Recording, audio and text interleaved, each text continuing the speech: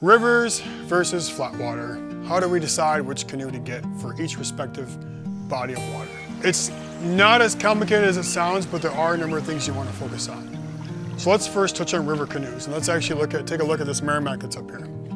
So as a Merrimack canoe, a river canoe is going to have a symmetrical bow and stern, meaning that the front end is going to be the exact same as the stern, as the rear end of the canoe, which is nice because if you're in a river, a fast-moving river, and you happen to flip around or end up basically paddling backwards, you can literally just spin around in your seat, and the canoe is the exact same as in that direction as it is in the opposite direction.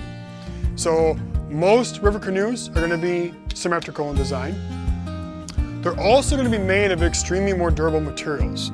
So basalto negras, aluminum, fiberglass, those heavier, denser materials, it gives you advantages in two things. One, it gives you the durability because you're running through class 4, class 5 rapids. You want something that's going to be more durable. You want something that's going to be able to handle the bumps and grinds you're going to do when you're bumping up against rocks or trees or whatever else. The other thing that's an advantage of that is that with most river trips, you're going to be portaging significantly less. So we're not talking about a boundary waters trip, we're talking about just a running down a river. And so you may only be portaging a handful of times going around certain respects of rapids, or maybe even just decide to just run the rapids. You park your boat, you go up and look at the rapids, you're like, oh, I could totally take that on, and you run your boat down because you're feeling confident not only about your skill level, but about the material of the boat. So most river canoes are going to be more durable in those respects because you don't have to worry about it being heavy, and you're going to want to make sure your boat's durable when it's running against rocks. Flatwater boats, on the other hand, are going to be more lighter weight. They're generally going to be of what people consider to be Kevlar canoes, carbon fiber, things like that. They're not going to be generally a symmetrical design, although some are. So if you look at Winona canoes, for example, actually we'll spin around here, we'll look at this Winona canoe right over here.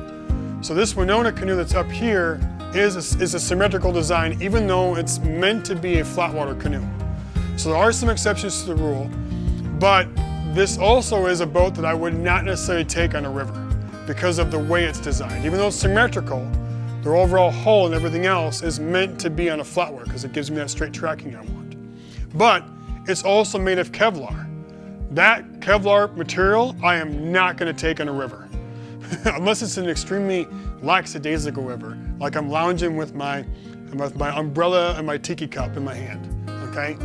So on relative big expeditions where I'm on a river, Kevlar is not going to work. So I'm going to utilize Kevlar carbon fiber as flatwater canoes. The one right above us here, this is a Polaris Stealth by Northstar. This is strictly just carbon fiber. So composite materials, whether they be carbon fiber or Kevlar, are going to give you that added lightweight because if we're talking about a boundary waters trip, especially a longer trip where I'm doing, 17 to 25 different portages that are about 150 rods in length, I'm going to want something that's relatively lightweight. And if I'm doing it in a one-shot where I'm not going back to get extra gear, I'm just carrying everything at once, I don't want not only my pack to be heavy, but my canoe to be heavy. I want it to be lightweight. So if I'm packing scant in my pack, having a lightweight canoe is even less material I have to worry about carrying around. So one of the other things you get with flatwater canoes is that they do focus a little bit more on initial stability. River canoes are going to focus on secondary stability, with flatwater focusing more on the initial, but also doing really well with secondary. What that gives you with flatwater canoes is it gives you a ton of different options to work with depending on what style of canoe you want. You're looking at options like hull design, hull material and layup, carrying capacity, being straight tracking or being mobile. There's about 8 other different options you can go with. I'm not going to go into all those options right now. That would be a whole separate video. But if you do want me to go into depth in any one of those options, like hull design or carrying capacity, leave a comment below, and I'll definitely answer those questions, and maybe I'll do even a separate video on them. But moving on, let's go check out some other things. So choosing a river or a flatwater canoe really isn't as distinct as it sounds. There's a lot of things you want to be thinking about, right? The reality is that, any boat is going to allow you to paddle, whether it's a river canoe or a flatwater canoe. Flatwater canoes are going to paddle fairly well on most rivers. The performance is going to be deteriorated a little bit just because they're not designed for rivers, but they're going to float. They're going to paddle with you. Same holds true for river canoes. River canoes are going to work really well on flatwater. They're not going to perform as great as flatwater canoes, but they're still going to allow you to get across the lake if you want to. The biggest factor, or biggest factors I should say, when you're deciding between a river and a flatwater canoe is the desired performance and the desired weight of your canoe. Okay, I mentioned it earlier, river canoes focus more on durability. So we take this material right here. This is a Northwind Solo. So this is a boat that is primarily designed as a flatwater canoe. I personally own this canoe. Okay, I've taken it on many river trips. It's gotten scratched up significantly, and mine's a black light, mine's a carbon fiber boat. This material is what's called IXP. This is a harder, dense combination of a negra, which is the technical term for carbon fiber, and basalt, which is literally the rock. It's a crushed up rock, it's formed into a thread, they weave it in with a negra, and they create a fabric. So these gray flecks you're seeing in here, that's the basalt, and the black is the negra. This material, amongst others that have basalt as the base material for the layup, is extremely durable. You can bang on this with a sledgehammer and it will not break. The downside of this, it's heavier. It's not as heavy as aluminum canoe, don't get me wrong, and aluminum are just bomber. But if you want something that's still lighter weight than aluminum, but it still holds the durability to it, especially for river trips, you're gonna want something like this, okay? The performance of, say, a river canoe like a Phoenix from North Star or a Firebird from North Star, or anything that's designed as a solo canoe or a tandem canoe like the Saliga from North Star that's in this IXP material is going to give you the best, biggest bang for your buck in durability, performance in rivers, and give you a significant amount of carrying capacity that you want for a river trip. Okay? Translate that now to a flatwater canoe. Okay? Flatwater canoe, same thing. I want lightweightness, because I'm going to be portaging that canoe quite a bit, especially if I'm doing a solo trip, actually more so if I'm doing a solo trip, because I have to carry everything myself. I have nobody else to carry the pack or the canoe or anything else. My dog Cinna, she carries all of her own stuff. I don't worry about that. My nose will find you. My nose will find the treats somewhere. But everything else I got to carry, right?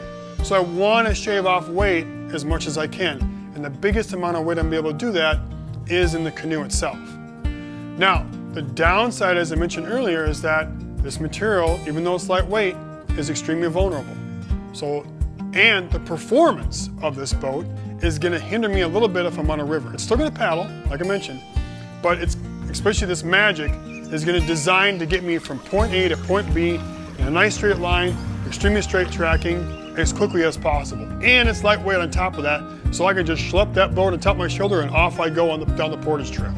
That's the other thing I didn't mention between river canoes and flatwater canoes. And this Magic is a great example of that. River canoes, generally you want to have extreme mobility. You want to be able to maneuver that canoe as much as you can. You got to get around bends, tight rocks, you got to avoid rapids, things like that, trees that are falling in the river. It's a much tighter space, so you want to be able to maneuver extremely well. This Magic, although on a relatively loose river like the Canoe River or the Rum River, will do great because it's relatively low risk as far as rapids go. If I take this down portions of, say, the San Juan River or the Colorado River and out west, there's instances where this boat will not handle very well, especially if I'm looking at running rapids. The San Juan specifically has a set of rapids that this boat, taking it down it, I would wreck the canoe. Even if it was in a more durable material, I would wreck this Magic in that particular set of rapids. So, desired performance is going to be one of your deciding factors in that canoe design. With deciding between flatwater and rivers, I want straight tracking. I want something that's going to be relatively initially stable with also secondary stability in mind. And I want it to be lightweight. Rivers, I want it to be durable, beefy, maybe some extra carrying capacity because I'm not portaging a lot, right? So I can take more stuff. But I want to be able to handle those rapids really well, hence the durable material. There's a lot more things I could talk about in relationship to river versus flatwater. I wish I could go over all of them, but you know what? I got to hit the water. I got a body water trip planned and I'm about to head out. So if you have any further questions, definitely leave them in the comments below. And if you have any other thing you want to swing into the store and ask us more questions about the boats that we carry, come find me. I'm Steve from Mountaineering, and one of our extra staff will definitely get you all set up. Have a fantastic day, and we'll see you on the water.